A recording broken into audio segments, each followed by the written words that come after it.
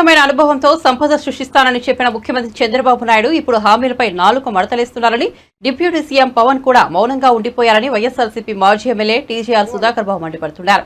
సోమవారం ఉదయం తాడేపల్లిలోని పార్టీ కేంద్ర కార్యాలయంలో ఆయన మీడియాతో మాట్లాడారు.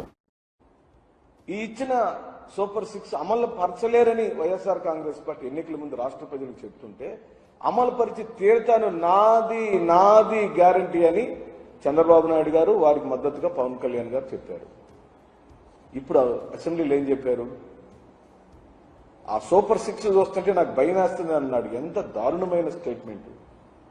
ఒక 40 సంవత్సరాల పైచీలకు అనుభవం కలిగిన ఒక రాజకీయ సీనియర్ నాయకుడు ముఖ్యమంత్రి స్థానంలో కూర్చొని ఏ సూపర్ 6 చెప్పి మీరు అధికారంలోకి వచ్చారో, ఏ సూపర్ 6 అమలు పరుస్తాను నాది గ్యారంటీ అని మీరు మాటిచ్చారో, ఏ సూపర్ 6ను చూసి అమాయకులైన ఆంధ్ర రాష్ట్ర ప్రజలు మీకు ఓట్లేసి గెలిపించారో, ఆ సూపర్ 6 చూస్తే మీకు భయం వేస్తుంది అని మీరు స్టేట్మెంట్ ఇచ్చారంటే మిమ్మల్ని మేము ఏమనాలి? ఇప్పుడు నమ్మక ద్రోహం చేశారనాలా?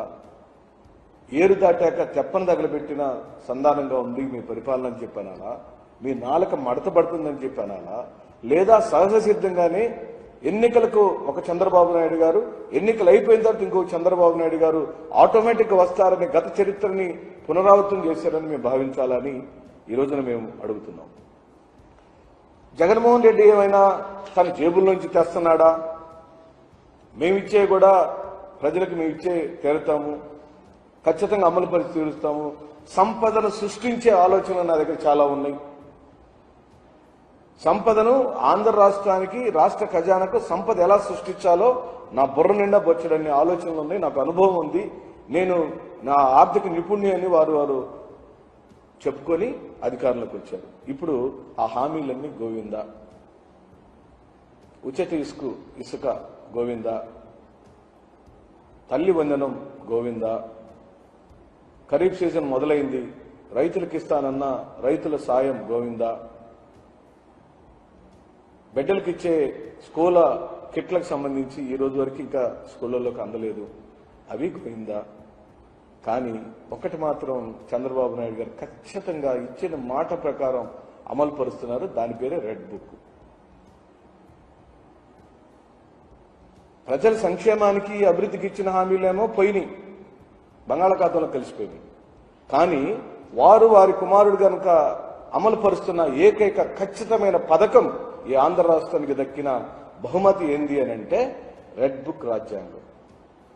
అది అమలు పరచడానికే వారు తెలుగుదేశం పార్టీ వారు, జనసేన పార్టీ వారు, బీజేపీ వారు అధికారంలోకి వచ్చారు. ఆ రెడ్ బుక్ రాజ్యాంగం ఏంటో తెలుసా మిత్రులారా? పక్కవాడిని కొట్టడం, పక్కవాడిని దౌర్జన్యంగా బజారుకి ఇడ్చడం, ఒక ఆర్మీ జవాన్ లాంటి ఉన్నతమైనటువంటి వ్యక్తుల యొక్క ఇళ్లను అన్యాయంగా కూల్చివేయటం, ఒక రాష్ట్ర పార్టీకి సంబంధించిన కేంద్ర కార్యాలయాన్ని తెల్లవారుజామున రాజ్యాంగానికి వ్యతిరేకంగా, కోర్టు తీర్పులకు వ్యతిరేకంగా కూల్చివేయటం, ఓ మాజీ ముఖ్యమంత్రి గారి యొక్క రక్షణని అవహేళనగా మాట్లాడటం, వారి ఇంటి చుట్టూరా అల్లరి మోకలను పంపించి అల్లరి చేయించటం, ప్రతిరోజు జగన్మోహన్ రెడ్డి గారి వ్యక్తిత్వ హననం చేయటం, జగన్మోహన్ రెడ్డి గారి మీదకి వారి చెల్లెల్ని ఉసిగొల్పడం, ఇలా జగన్మోహన్ రెడ్డి గారిని సింగిల్ గా ఎదుర్కోవటానికి